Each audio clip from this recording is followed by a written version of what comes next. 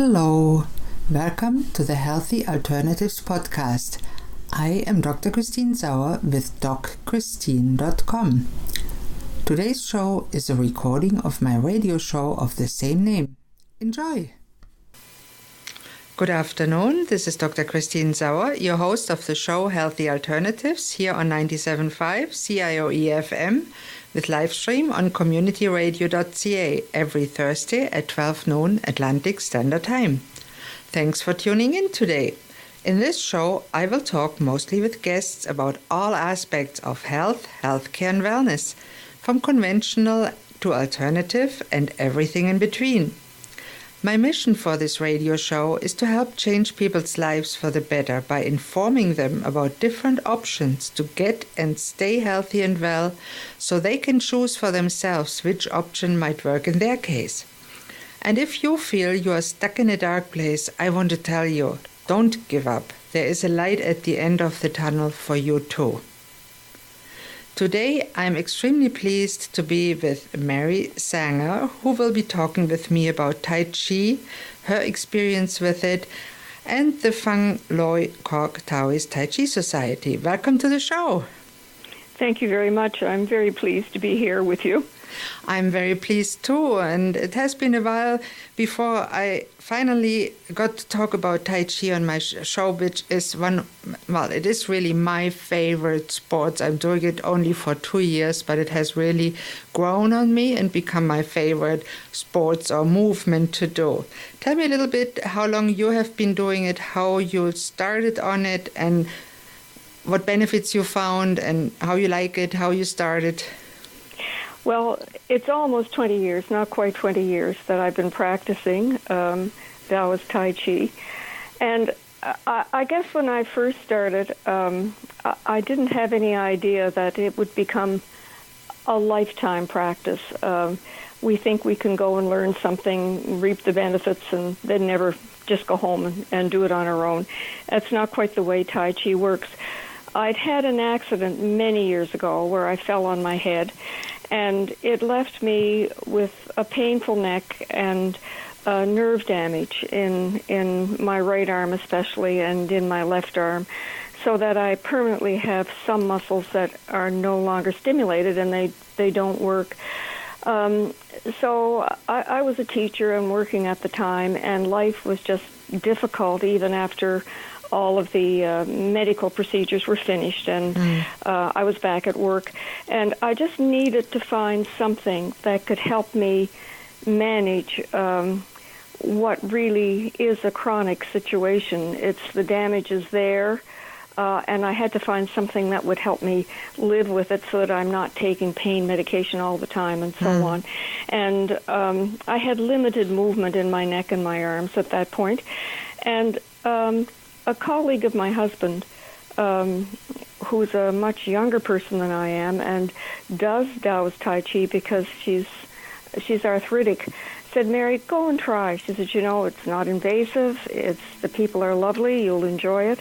Just go and see. You never know. It might help." And so I went, and truly, I haven't looked back.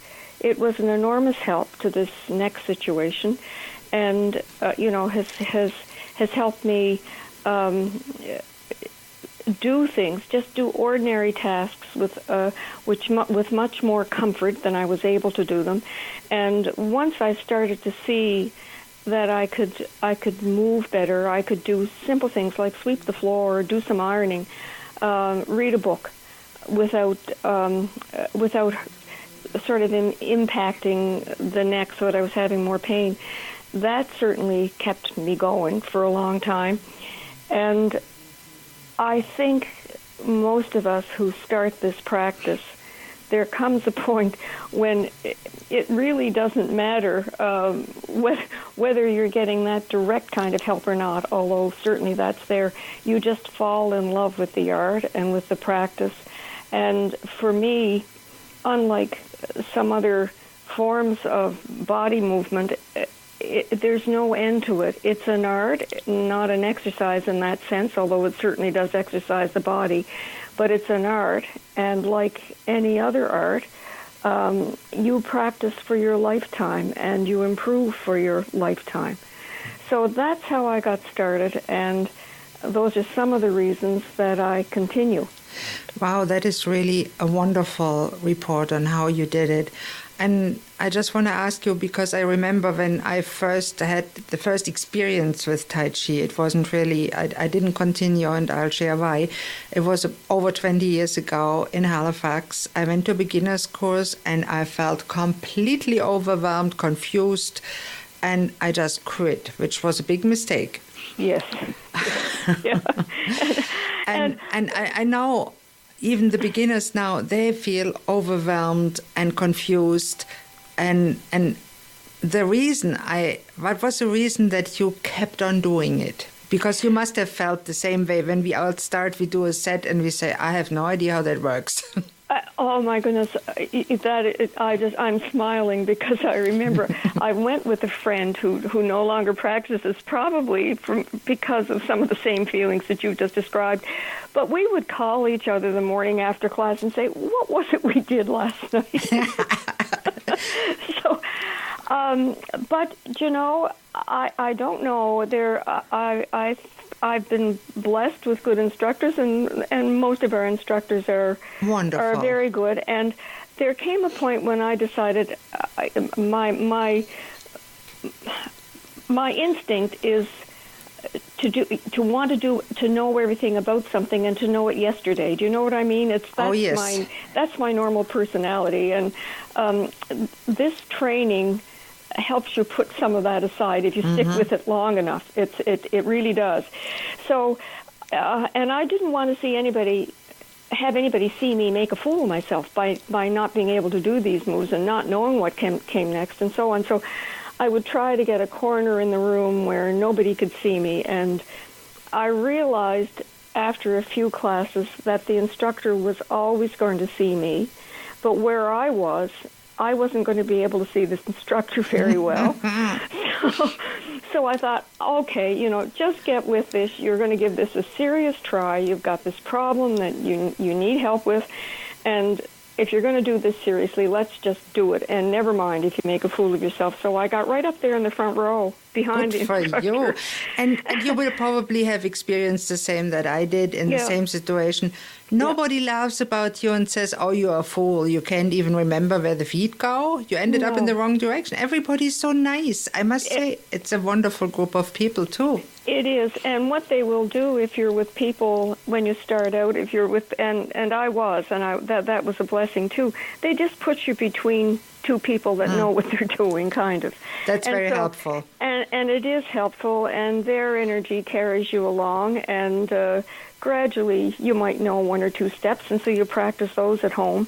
And the other thing is that I very quickly found out that nobody expected me ever to be perfect, ever. To this day, nobody expects me to be perfect. And I have a feeling none of us will be ever perfect, and I like that aspect. No, it's exactly right, because as you progress, your body will change.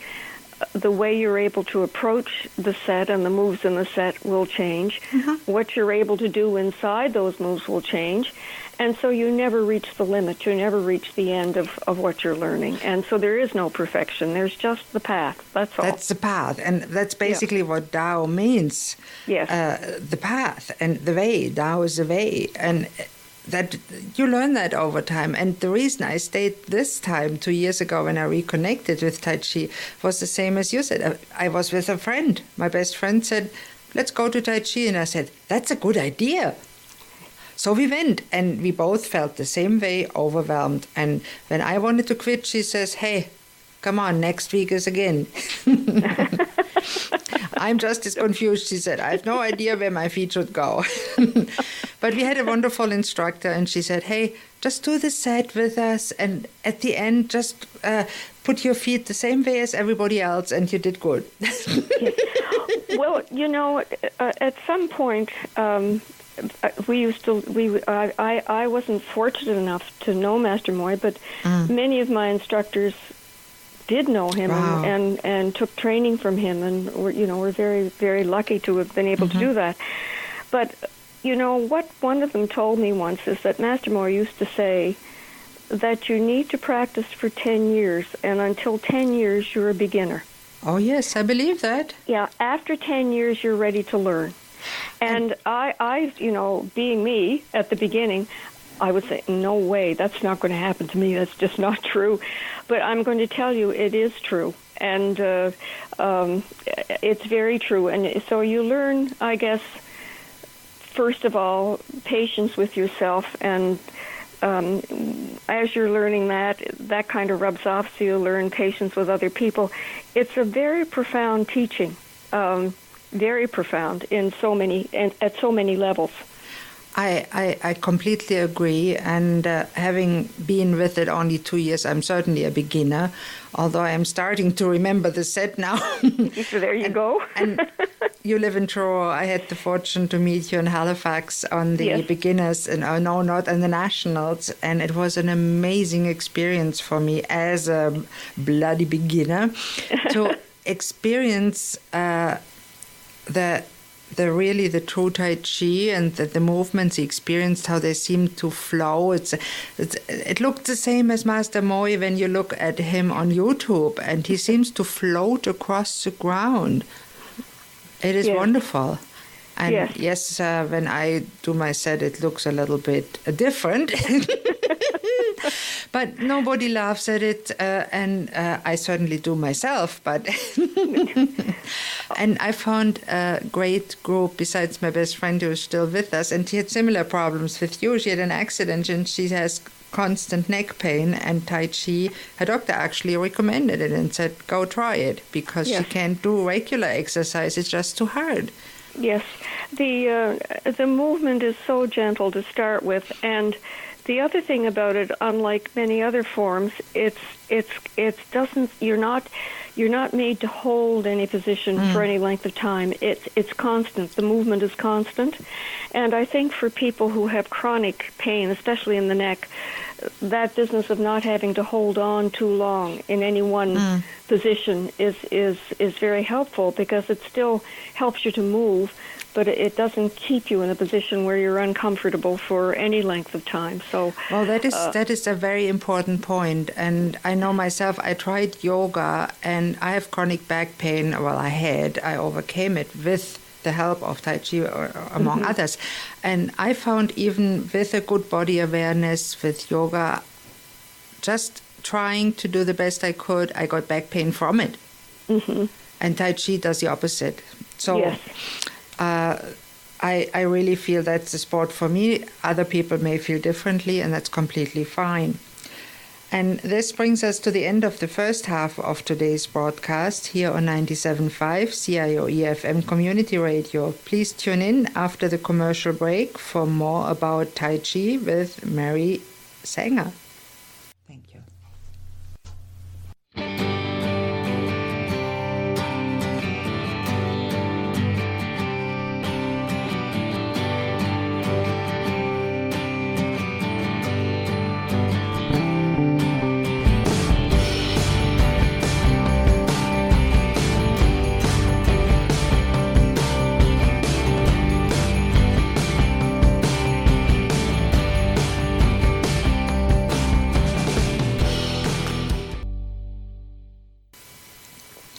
Hello and welcome back to Healthy Alternatives here on 97.5 CIOE-FM or on the web at communityradio.ca.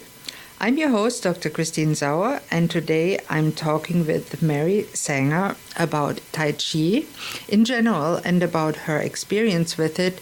She told me in the first half, Mary, you told me that you're doing Tai Chi for a good 20 years and had many benefits. And in the break, you shared something about a bad event that happened and that you persevered. Tell us a little bit about that, please. Yes, it's. I think we often say that practicing Tai Chi is like putting money in the bank as far as your health is concerned, because I'm 76 now, and at my age things can happen, and when they happen, they sometimes happen very suddenly. So out of a clear blue sky, I've never had arthritic hips at all, and I was having this really terrible pain in my hip, and it took them I stopped being able to walk. This was last October, and awful pain. And it took them from October until they operated on the hip in December to find out what was happening. Because the first X-rays showed a perfectly normal hip, and 6 weeks after those first X-rays, the hip had been completely destroyed. Oh my God! And it turned out that I had somehow acquired a massive infection in that hip, which developed a iliopsoas abscess and destroyed the hip. So from the end of October until the third surgery in March, I had not been able to walk. I'd lost a lot of weight. I couldn't stand up. I could barely stand up, let alone walk anywhere.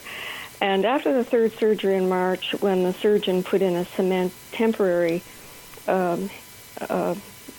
hip thing that was packed with antibiotics because I still had to have them, I was able then to start practicing walking in a walker. And as soon as I could do that, I started going to my instructor in Halifax back to class Sunday morning to chant and to do the little bit of Tai Chi I could do. And sometimes that would be just standing in the walker and doing 4 or 5 danyus and then just sitting in the chair and happily watching the class go on.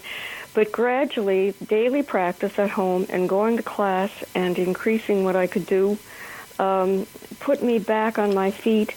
I wasn't expected to be able to walk without a walker until I have my last surgery, which is coming up soon. But I am walking without a walker. In the house, I don't even use a cane, even though one leg is shorter and my pelvis is tipped and misaligned from the movement in the bones when all of this happened to me.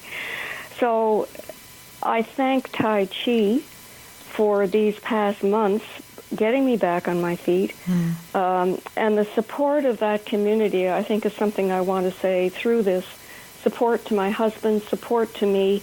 They just wrap their arms around you and get you through. So you almost float through, not on your own will, but on the will and the care and concern of that community. And I know, Christine, you've seen them, you've met the people, and you know what I'm telling you is true. I absolutely know. We are a big family, and it's important to know that this Taoist movement is all over the world. It is. And the practice of it, I think, has, at my age, as my GP said, at my age, this could have finished me. And she said it would have finished a goodly number of her patients. And it's because of this practice and because I had been practicing every single day of my life for the last 20 years. It's because that was in my body.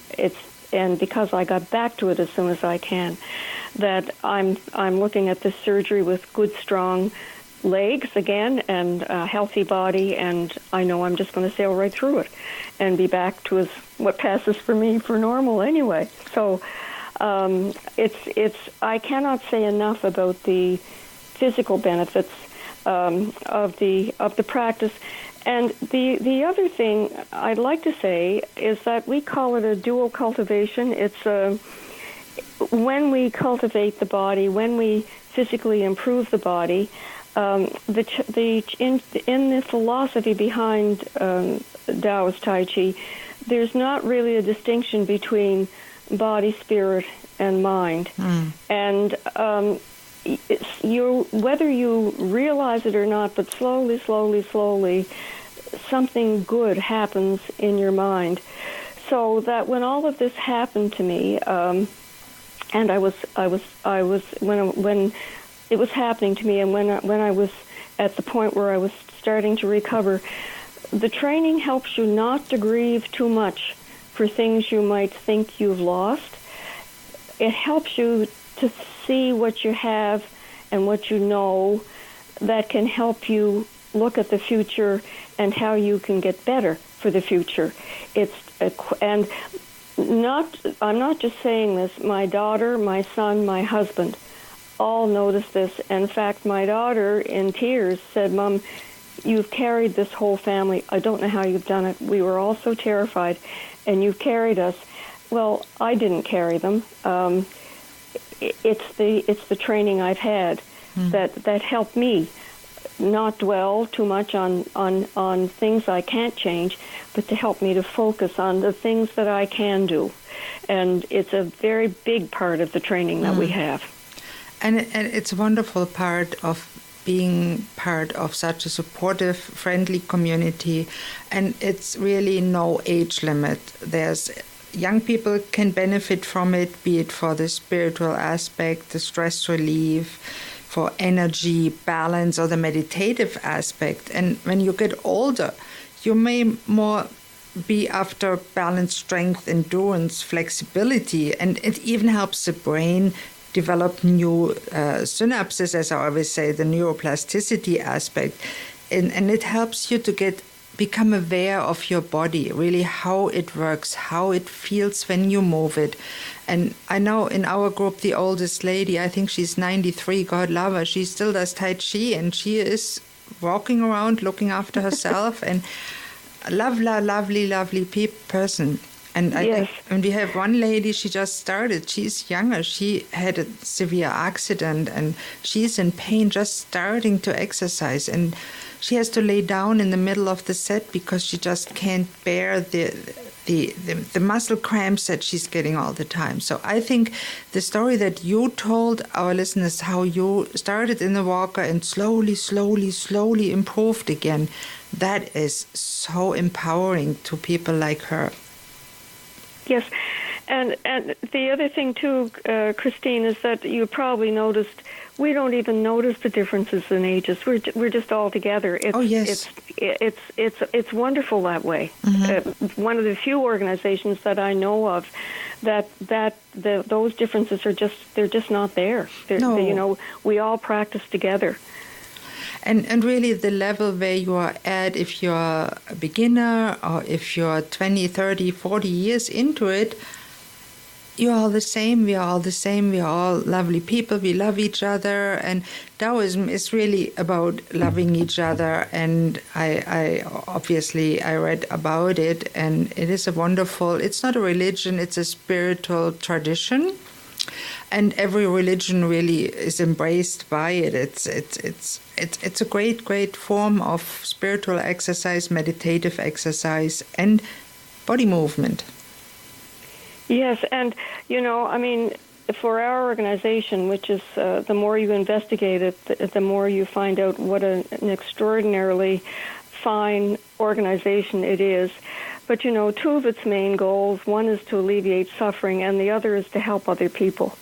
And that really is at the heart of everything that happens in that organization. It's because I don't know if your listeners know, Christine, but there no instructor no instructors paid to do the teaching. They're all volunteers. It's all volunteer work, and Master Moy wanted it that way because when you have a teacher who's willing to give that time, and not only give that time, but because in our organization, when we instruct, we have to commit to our own training, and our training has to be ongoing and even more serious than if we weren't doing the instruction.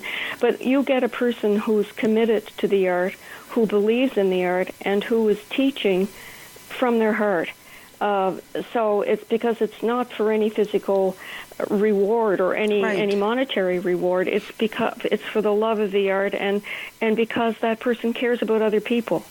So to me, that's a very fine thing and such a fine spirit that we have. No, that's an important point, and that brings us to the end of the show. And before we wrap up, I want to thank you so much, Mary, for coming on the show.